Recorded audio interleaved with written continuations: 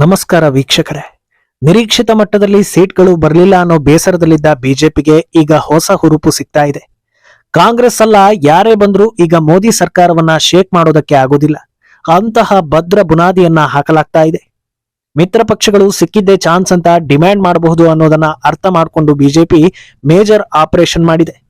ಈಗ ಇತರೆ ಪಕ್ಷಗಳ ಎಂಪಿಗಳ ಬೆಂಬಲ ಮೋದಿ ಪಡೆಗೆ ಸಿಗ್ತಾ ಇದ್ದು, ಟಿಡಿಪಿ ಹಾಗೂ ಜೆಡಿಯು ಒಂದು ವೇಳೆ ಬಿಟ್ಟು ಹೋದರೂ ಮೆಜಾರಿಟಿ ಮಾತ್ರ ಕುಗ್ಗೋದಿಲ್ಲ ಅನ್ನೋ ಮಟ್ಟಕ್ಕೆ ಗಟ್ಟಿಯಾಗಿದೆ ಮೋದಿ ನೇತೃತ್ವದ ಬಿಜೆಪಿ. ಈಗ ಜೆಡಿಯು ಹಾಗೂ ಟಿಡಿಪಿಗೆ ಜಾಸ್ತಿ ಡಿಮ್ಯಾಂಡ್ ಮಾಡುವುದಕ್ಕೂ ಸಾಧ್ಯವಾಗದಂತೆ ಮಾಸ್ಟರ್ ಸ್ಟ್ರೋಕ್ ಕೊಟ್ಟಿದೆ ಬಿಜೆಪಿ. ಇದರ ಜೊತೆಗೆ ಮೈತ್ರಿ ಧರ್ಮದ ಅನುಸಾರವಾಗಿ ಸಚಿವ ಸ್ಥಾನ ಹಂಚಿಕೆಯಲ್ಲೂ ಕೆಲವೊಂದು ಮಾತುಕತೆಗಳು ಆಗ್ತಾ ಇವೆ. ಇನ್ನೂ ಒಂದಷ್ಟು ಕುತೂಹಲಕಾರಿ ಬೆಳವಣಿಗೆಗಳು ಬಿಜೆಪಿ ಅಂಗಳದಲ್ಲಿ ನಡೀತಾ ಇದೆ. ಇದೆಲ್ಲವನ್ನ ಒನ್ ಬೈ ಒನ್ ಹೇಳ್ತಾ ಹೋಗ್ತೀವಿ. ಈ ವಿಡಿಯೋವನ್ನ ತಪ್ಪದೆ ಕೊನೆ ತನಕ ನೋಡಿ. ಅದಕ್ಕೂ ಮುನ್ನ ಮೀಡಿಯಾ ಮಾನ್ಸ್ಟರ್ ಚಾನಲ್ ಅನ್ನ ತಪ್ಪದೆ ಸಬ್ಸ್ಕ್ರೈಬ್ ಮಾಡಿ.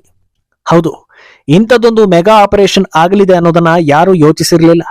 400 ಪಾರ್ ಅನ್ನೋ ವಿಶ್ವಾಸದಲ್ಲಿದ್ದ ಎನ್ಡಿಎ 300 ದಾಟ್ಲಿಲ್ಲ ಅನ್ನೋದು ತೀವ್ರ ಮುಖಭಂಗ ತರಿಸಿತ್ತು. ಈಗ ಹಾಗೋ ಹೀಗೋ 293 ಇದ್ದ ಎನ್ಡಿಎ 303ಕ್ಕೆ ಬರುವಲ್ಲಿ ಯಶಸ್ವಿಯಾಗಿದೆ. ಚುನಾವಣೆಗೂ ಮುನ್ನ ಎನ್ಡಿಎ ಹಾಗೂ ಇಂಡಿ ಎರಡೂ ಒಕ್ಕೂಟದಿಂದ ದೂರ ಇದ್ದು ಗೆದ್ದಿದ್ದ 7 ಪಕ್ಷೇತರ ಲೋಕಸಭಾ ಸದಸ್ಯರು ಹಾಗೂ ಚಿಕ್ಕ ಚಿಕ್ಕ ಪಕ್ಷಗಳ 3 ಲೋಕಸಭಾ ಸದಸ್ಯರು ಎನ್ಡಿಎ ಬಳಗವನ್ನ ಸೇರಿದ್ದಾರೆ. ಆದ್ರಿಂದ ಹಂಗೋ ಹಿಂಗೋ ಸರ್ಕಸ್ ಮಾಡಿ ಸರ್ಕಾರ ಮಾಡಬಹುದಾ ಅಂತ ಕನಸು ಕಾಣ್ತಾ ಇದ್ದ ಇಂಡಿ ಒಕ್ಕೂಟದ ಆಸೆಗೆ ಭಂಗ ಬಂದಂತಾಗಿದೆ. ಸದ್ಯದ ಪರಿಸ್ಥಿತಿ ನೋಡಿದ್ರೆ ಅದೇನೇ ಸರ್ಕಸ್ ಮಾಡಿದ್ರೂ ಇಂಡಿ ಒಕ್ಕೂಟ ಅಧಿಕಾರಕ್ಕೆ ಬರೋ ಸಾಧ್ಯತೆ ಬಹಳ ಕಡಿಮೆ ಎನ್ನಲಾಗ್ತಿದೆ. ಇದೆಲ್ಲದರ ಮಧ್ಯೆ ಇನ್ನೊಂದು ಧಮಾಕ ಕಾದಿದೆ. ಅದೇನಂದ್ರೆ ಎನ್ಡಿಎ ಜೊತೆಗೆ ಮೈತ್ರಿ ಮುರಿದುಕೊಂಡು ಕಾಂಗ್ರೆಸ್ ಜೊತೆಗೆ ಕೈ ಜೋಡಿಸಿ ಕೊನೆಗೆ ತಮ್ಮದೇ ಪಕ್ಷ ಇಬ್ಬಾಗ ಆಗೋದಕ್ಕೆ ದಾರಿ ಮಾಡಿಕೊಟ್ಟ ಉದ್ಧವ್ ಠಾಕ್ರೆ ಮತ್ತೆ ಎನ್ಡಿಎ ಕಡೆಗೆ ಬರ್ತಾರಾ ಅನ್ನೋದು. ರಿಸಲ್ಟ್ ಬೆನ್ನಲ್ಲೇ ನಡೆದ ಇಂಡಿ ಒಕ್ಕೂಟದ ಮೀಟಿಂಗ್ಗೆ ಅವರು ಹೋಗಿರ್ಲಿಲ್ಲ ಅನ್ನೋದು ಸುದ್ದಿಯಾಗಿತ್ತು. ಆದ್ರೆ ಅವರ ಪರವಾಗಿ ವಕ್ತಾರ ಸಂಜಯ್ ರಾವತ್ ಮೀಟಿಂಗ್ಗೆ ಹೋಗಿದ್ರು. ಈಗ ಎನ್ಡಿಎ ಕೈ ಜೋಡಿಸಬಹುದು ಅನ್ನೋ ಮಾತುಗಳು ದಟ್ಟವಾಗ್ತಾ ಇದೆ. ಅಂದಹಾಗೆ ಉದ್ಧವ್ ವಿಚಾರದಲ್ಲಿ ಬಿಜೆಪಿ ಯಾವ ನಿಲುವು ತೆಗೆದುಕೊಳ್ಳುತ್ತೆ ಅನ್ನೋದು ಕುತೂಹಲಕಾರಿಯಾಗಿದೆ. ಅಂದಹಾಗೆ ಶಿವಸೇನೆ ವಿಭಜನೆ ಆದಾಗ ಅದರ ಚಿಹ್ನೆ ಕೂಡ ಉದ್ಧವ್ಗೆ ಸಿಕ್ಕಿರ್ಲಿಲ್ಲ. ಈಗ ಶಿಂದೆ ಹಾಗೂ ಉದ್ಧವ್ ನಡುವೆ ಯಾವ ಅಂಡರ್ಸ್ಟ್ಯಾಂಡಿಂಗ್ ಬರಲಿದೆ ಅನ್ನೋದು ಚರ್ಚೆ ಆಗ್ತಾ ಇದೆ. ಇಷ್ಟೆಲ್ಲಾ ಮಾಡಿ ಎನ್ಡಿಎಗೆ ಬೆಂಬಲ ಕೊಟ್ಟ ಬಳಿಕ ಮತ್ತೆ ಉದ್ಧವ್ ಕಿರಿಕಿರಿ ತಕರಾರು ಶುರು ಮಾಡಿದ್ರೆ ಏನೋ ಅನ್ನೋ ಚರ್ಚೆಯು ನಡೀತಾ ಇದೆ.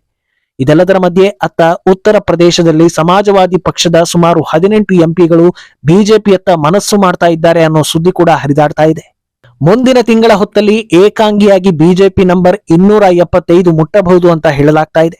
ಆದ್ರಿಂದ ಕಳೆದು ಹೋಗಿರೋದೆಲ್ಲ ಮತ್ತೆ ಬಿಜೆಪಿ ಅಥವಾ ಎನ್ಡಿಎ ಬುಟ್ಟಿಗೆ ಬೀಳಲಿದೆಯಾ ಅನ್ನೋ ನಿರೀಕ್ಷೆ ಹುಟ್ಟಿಕೊಳ್ತಾ ಇದೆ. ನಾವಾಗ್ಲೇ ಹೇಳಿದ ಹಾಗೆ ಈಗ ಮಿತ್ರ ಪಕ್ಷಗಳು ಮನಬಂದಂತೆ ಡಿಮ್ಯಾಂಡ್ ಮಾಡೋಕೆ ಸಾಧ್ಯವಿಲ್ಲ ಅನ್ನೋ ವಾತಾವರಣ ಕ್ರಿಯೇಟ್ ಆಗ್ತಾ ಇದೆ. 16 ಸೀಟ್ ತಂದಿರೋ ಚಂದ್ರಬಾಬು ನಾಯ್ಡುಗಿಂತಲೂ 12 ಸೀಟ್ ತಂದಿರೋ ನಿತೀಶ್ ಕುಮಾರ್ ಮೇಲೆ ಎಲ್ಲರ ಅನುಮಾನಗಳಿವೆ. ಯಾಕಂದ್ರೆ ನಿತೀಶ್ ಕುಮಾರ್ ಆಸೆಗಳಿಗೆ ಕೊನೆಯೇ ಇಲ್ಲ ಅನ್ನೋದು ರಾಜಕೀಯದಲ್ಲಿ ಸಾಬೀತಾಗಿದೆ. ಎನ್ಡಿಎಗೆ ಬೇಷರತ್ ಬೆಂಬಲ ನೀಡೋದಕ್ಕೂ ಮುನ್ನವೇ ಕೈ ಹೈಕಮಾಂಡ್ ಭೇಟಿಯಾಗಿದ್ರು ಅನ್ನೋ ರೂಮರ್ಸ್ ಕೂಡ ಹರಿದಾಡಿತ್ತು. ಆದ್ರೆ ಈಗ ಮೈತ್ರಿ ಧರ್ಮಕ್ಕೆ ಬದ್ಧ ಅಂತ ಹೇಳ್ತಾ ಇದ್ದಾರೆ.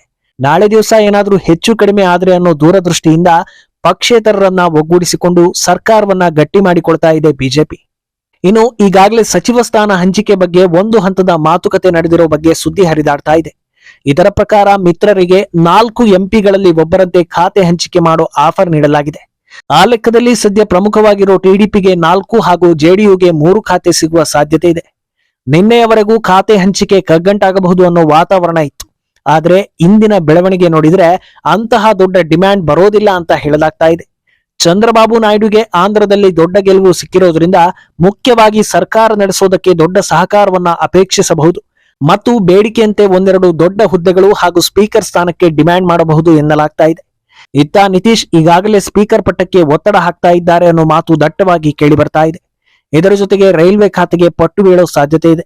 ತೀರಾ ಕಿರಿಕ್ ಮಾಡಿದ್ರೆ ತಮ್ಮ ಅಗತ್ಯತೆ ಇಲ್ಲ ಅಂತ ಹೇಳೋ ಭಯ ಇರೋದ್ರಿಂದ ಬೇಡಿಕೆಯಿಂದ ಚೌಕಾಸಿ ಅಂತಿಮವಾಗಿ ರಾಜಿಯಾಗೋ ಸಾಧ್ಯತೆಗಳಿವೆ. ಆದ್ರೆ ಇನ್ನೊಂದು ಹಂತ ಮುಂದಕ್ಕೆ ಹೋಗಿರೋ ನಿತೀಶ್ ಕುಮಾರ್ ಯುಸಿಸಿಗೆ ತಮ್ಮ ಬೆಂಬಲವನ್ನ ಸೂಚಿಸಿದ್ದಾರೆ. ಅಗ್ನಿವೀರ್ ಸ್ಕೀಮ್ ಬಗ್ಗೆಯೂ ಮಾತನಾಡಿರೋ ನಿತೀಶ್ ಕುಮಾರ್ ಈ ಸ್ಕೀಮ್ ಬಗ್ಗೆ ಹಲವು ಗೊಂದಲಗಳಿವೆ. ಈಗಾಗಲೇ ಇದರ ಬಗ್ಗೆ ದೊಡ್ಡ ಹೋರಾಟ ಆಗಿತ್ತು ಹಾಗೂ ಇದೇ ಸ್ಕೀಮ್ ನಿಂದಾಗಿ ಬಿಜೆಪಿಯ ಸೀಟ್ಗಳು ಕೂಡ ಕಡಿಮೆ ಆಗಿದ್ವು. ಆದ್ರಿಂದ ಈ ಬಗ್ಗೆ ಸ್ವಲ್ಪ ಗಮನ ಹರಿಸಿ ಸ್ವಲ್ಪ ಬದಲಾವಣೆ ತಂದು ಆಮೇಲೆ ಜಾರಿ ಮಾಡೋದು ಒಳ್ಳೆಯದು ಅನ್ನೋ ಸಲಹೆಯನ್ನ ನೀಡಿದ್ದಾರೆ. ನಿತೀಶ್ ಕುಮಾರ್ ಮಾತಿನಂತೆಯೇ ಅಗ್ನಿವೀರ್ ಸ್ಕೀಮ್ ನಲ್ಲಿ ಹಲವು ಗೊಂದಲಗಳಿವೆ ಅನ್ನೋದು ವಾಸ್ತವ. ಆದ್ರಿಂದ ಎಲ್ಲಾ ಆಯಾಮದಲ್ಲೂ ಯೋಚಿಸಿ ಕೆಲವೊಂದು ಮಾರ್ಪಾಡು ಮಾಡಿದ್ರೆ ಇದು ಇನ್ನಷ್ಟು ಅನುಕೂಲವಾಗುತ್ತೆ ಅಂತ ಜನರಿಂದಲೂ ಅಭಿಪ್ರಾಯಗಳು ಬರ್ತಾ ಇವೆ. ಇಂಟ್ರೆಸ್ಟಿಂಗ್ ವಿಚಾರ ಏನಂದ್ರೆ ಅಯೋಧ್ಯೆಯಲ್ಲಿ ಗೆದ್ದಿರೋ ಸಮಾಜವಾದಿ ಪಕ್ಷದ ಅಭ್ಯರ್ಥಿ ಕೂಡ ಬಿಜೆಪಿ ಸೇರ್ಪಡೆಯಾಗೋ ಸಾಧ್ಯತೆ ಇದೆ ಅನ್ನೋದು. ಸದ್ಯ ಬಿಜೆಪಿ ಕಡೆಯಿಂದ ಆಗ್ತಾ ಇರೋ ಈ ಎಲ್ಲಾ ಆಪರೇಷನ್ಗಳ ಹಿಂದೆ ಅಮಿತ್ ಶಾ ಇದ್ದಾರೆ ಅನ್ನೋದು ಎಲ್ರಿಗೂ ಗೊತ್ತಿರೋ ವಿಚಾರವೇ. ಆಪರೇಷನ್ ಮಾಡೋ ಅಗತ್ಯತೆ ಇತ್ತ ಅನ್ನೋ ಮಾತುಗಳು ಕೂಡ ಕೇಳಿ ಬರ್ತಾ ಇವೆ. ಆದ್ರೆ ಈ ಆಪರೇಷನ್ ಬಿಜೆಪಿ ಪಾಲಿಗೆ ಬಹಳ ಮುಖ್ಯವಾಗಲಿದೆ ಅಂತ ಹೇಳಲಾಗ್ತಿದೆ. ಯಾಕಂದ್ರೆ 2047ರ ವಿಕಸಿತ ಭಾರತದ ಕನಸು ಹೊಂದಿರೋ ಮೋದಿ ಅಂಡ್ ಟೀಮ್ ಅದನ್ನ ಸಾಕಾರ ಮಾಡೋದಕ್ಕೆ ಸಾಕಷ್ಟು ಬಿಲ್ಗಳನ್ನ ಪಾಸ್ ಮಾಡೋದು ಬಹಳ ಪ್ರಮುಖವಾಗಿದೆ. ಅದು ಸಾಧ್ಯವಾಗದೇ ಇದ್ರೆ ಕಳೆದ 10 ವರ್ಷದಲ್ಲಿ ಹಾಕಿರೋ ಶ್ರಮವೆಲ್ಲ ನೀರಲ್ಲಿ ಹೋಮ ಮಾಡಿದಂತಾಗುತ್ತೆ. ಆದ್ರಿಂದ ಆಪರೇಷನ್ ಮಾಡದೆ ಬೇರೆ ದಾರಿ ಇಲ್ಲ ಅಂತ ಹೇಳಲಾಗ್ತಾ ಇದೆ. ಈ ಬಾರಿ ಆಪರೇಷನ್ ಮಾಡಿದ್ರೆ ಮುಂದಿನ ಅವಧಿಯ ಚುನಾವಣೆಯಲ್ಲಿ ಇನ್ನೂ ಕಗ್ಗಂಟಾಗೋದು ಗ್ಯಾರಂಟಿ. ಆದ್ರೆ ಮಾಡದೇ ಇದ್ರೂ ಮುಂದಿನ ಅವಧಿಯ ಚುನಾವಣೆ ಈಸಿ ಇಲ್ಲ ಅಂತ ಹೇಳಲಾಗ್ತಾ ಇದೆ. ಯಾಕಂದ್ರೆ ದೇಶದಲ್ಲಿ ಚುನಾವಣಾ ಟ್ರೆಂಡ್ ಎಲ್ಲಿಗೆ ಬಂದು ನಿಂತಿದೆ ಅನ್ನೋದನ್ನ ಈ ರಿಸಲ್ಟ್ ಬಿಚ್ಚಿಟ್ಟಿದೆ. ಫ್ರೀ ಸಿಕ್ಕುತ್ತೆ ಅಂದ್ರೆ ಯಾರಿಗೆ ಬೇಕಾದ್ರೂ ವೋಟ್ ಬೀಳುತ್ತೆ. ಓಲೈಕೆ ಮಾಡಿದ್ರೆ ಒಂದು ಸಮುದಾಯದ ಪೂರ್ತಿ ಮತಗಳು ಒಂದೇ ಪಕ್ಷಕ್ಕೆ ಬೀಳುತ್ತೆ ಅನ್ನೋದು ಬಹಳ ಕ್ಲಿಯರ್ ಆಗಿ ಸಾಬೀತಾಗಿದೆ. ಮುಂದಿನ ಎಲೆಕ್ಷನ್ ನಲ್ಲಿ ಎಚ್ಚರಿಕೆಯಿಂದ ಗೆದ್ದು ಈ ಕಾಯ್ದೆಗಳನ್ನ ಪಾಸ್ ಮಾಡೋಣ ಅಂತ ಕಾಯೋದಕ್ಕೆ ಸಾಧ್ಯವೇ ಇಲ್ಲ. ಯಾಕಂದ್ರೆ ಯಾವ ಧರ್ಮದಲ್ಲೂ ಇಲ್ಲದ ಜಾತ್ಯತೀತರು ತುಂಬಿರೋ ಹಿಂದೂ ಸಮಾಜದವರು ವೋಟಿಂಗ್ ಮಾಡೋದಕ್ಕೆ ಬರೋದೇ ಇಲ್ಲ. ಬಂದ್ರೂ 10 ಪಕ್ಷಗಳಿಗೆ ವೋಟ್ ಹಾಕ್ತಾರೆ. ಆದ್ರಿಂದ ಅವರ ಮೇಲೆ ಅವಲಂಬಿತ ಆದ್ರೆ ಇಟ್ಟ ಗುರಿಯನ್ನ ಸಾಧಿಸೋದಕ್ಕೆ ಸಾಧ್ಯವಿಲ್ಲ ಅಂತ ಲೆಕ್ಕ ಹಾಕಲಾಗ್ತಾ ಇದೆ. ಇನ್ನು ಈ ಆಪರೇಷನ್ಗಳ ಹಿಂದೆ ಮುಂಬರುವ ವಿಧಾನಸಭಾ ಚುನಾವಣೆಗಳನ್ನು ಲೆಕ್ಕಕ್ಕಿಟ್ಟುಕೊಳ್ಳಲಾಗಿದೆ. ಯಾಕಂದ್ರೆ ಈ ಬಾರಿ ಮೇಜರ್ ಹೊಡೆತ ಬಿದ್ದಿರೋದೇ ಉತ್ತರ ಪ್ರದೇಶ ಹಾಗೂ ಮಹಾರಾಷ್ಟ್ರದಲ್ಲಿ. ಉತ್ತರ ಪ್ರದೇಶದಲ್ಲಿ ಸ್ಥಿರ ಸರ್ಕಾರ ಇದ್ರೂ ಈಗ ಆಗಿರೋ ಬೆಳವಣಿಗೆ ನೋಡಿದ್ರೆ ನಿರ್ಲಕ್ಷ್ಯ ಮಾಡಿದ್ರೆ ಬಿಜೆಪಿಗೆ ಅಧಿಕಾರ ಸಿಕ್ಕೋದು ಸಾಧ್ಯವೇ ಇಲ್ಲ ಅನ್ನೋ ಕ್ಲಿಯರ್ ಮೆಸೇಜ್ ಪಾಸ್ ಆಗಿದೆ. ಇತ್ತ ಮಹಾರಾಷ್ಟ್ರದಲ್ಲಿ ಮಿತ್ರಕೂಟಗಳು ಚಿಂದಿಯಾಗಿವೆ. ಮತ್ತೆ ಎಲ್ಲರನ್ನ ಒಗ್ಗೂಡಿಸಿಕೊಂಡು ಚುನಾವಣೆಗೆ ಹೋಗೋ ಅನಿವಾರ್ಯತೆ ಇದೆ. ಉದ್ಧವ್ ಒಂದು ವೇಳೆ ಎನ್ಡಿಎಗೆ ಬೆಂಬಲ ನೀಡಿದ್ದೇ ಹೌದಾದ್ರೆ ಮುಂಬರೋ ಮಹಾರಾಷ್ಟ್ರ ವಿಧಾನಸಭಾ ಚುನಾವಣೆಗೆ ದೊಡ್ಡ ಪ್ಲಸ್ ಎನಿಸಿಕೊಳ್ತಾ ಇದೆ.